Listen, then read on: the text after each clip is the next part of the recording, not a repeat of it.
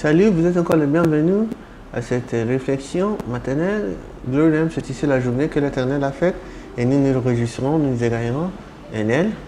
Hier, nous avons vu l'évangile de Jean chapitre 12 et nous avons vu comment certains Grecs sont venus pour voir Jésus et ils sont allés vers Philippe qui est allé vers André et tous les deux sont allés vers Jésus. Et cela était une popularité nationale, mais il n'était pas mauvais par cela, les extus du cœur. Cela était une signe, une pointeur. Cela était une signe, un souvenir de sa mission. Et il a dit aussi, excepté le grain de blé tombe, est mort, il reste seul, mais s'il tombe, il devient une grande récolte. Donc Jésus a la tournée à nous, il dit à nous, excepté nous perdons notre vie, notre concentré sur cette terre et recevons ce qui est éternel, il n'y a rien qui arrivera de notre vie. Nous devons concentrer sur les choses qui sont importantes, sur les choses qui amèneront la gloire de Dieu, qui va manifester notre but dans cette vie. Nous devons vivre pour la gloire de Dieu, pour que la gloire de Dieu soit manifestée en notre vie. Nous devons décider de devenir ce qui va révéler Jésus à notre monde. Il y a beaucoup de choses qui manquent dans notre monde aujourd'hui et jusqu'à ce que nous arriverons au lieu où nous voyons la gloire de Dieu dans une vie qui est sémée, qui est donnée à Dieu, rien n'arrivera pas dans notre vie.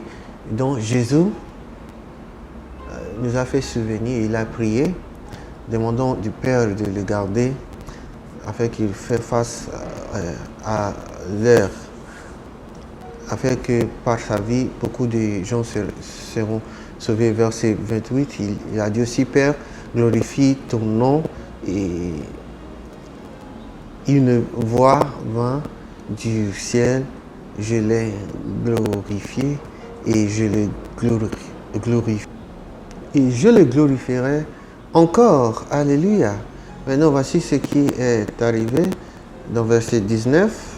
Très intéressant, la foule qui était là, qui avait entendu, disait que c'était un tonnerre. D'autres disaient, un ange lui a parlé. Très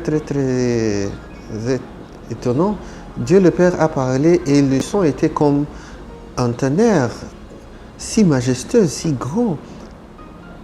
Et la foule, leur réponse était, il disait, un ange lui a parlé. Jésus n'a pas reçu une réponse d'un ange, mais il parlait au Père et le Père lui a répondu. C'est-à-dire quelque chose à nous.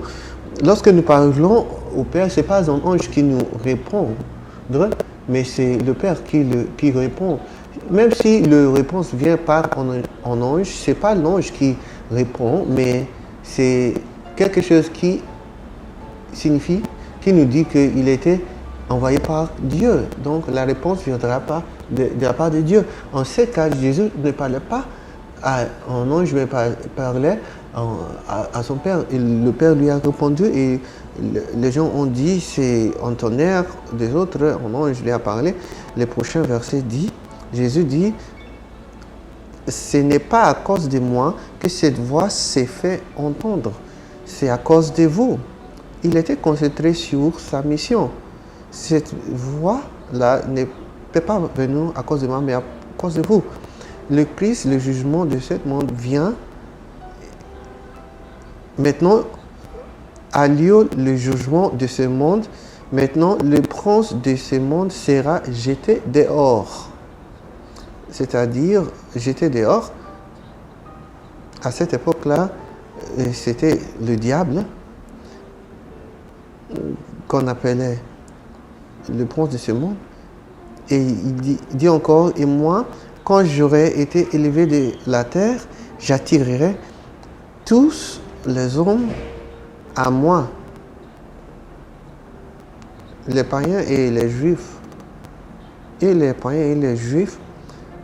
Donc, voici, c'est une réponse aux Grecs qui le cherchaient. Lorsque je suis élevé, j'attirerai.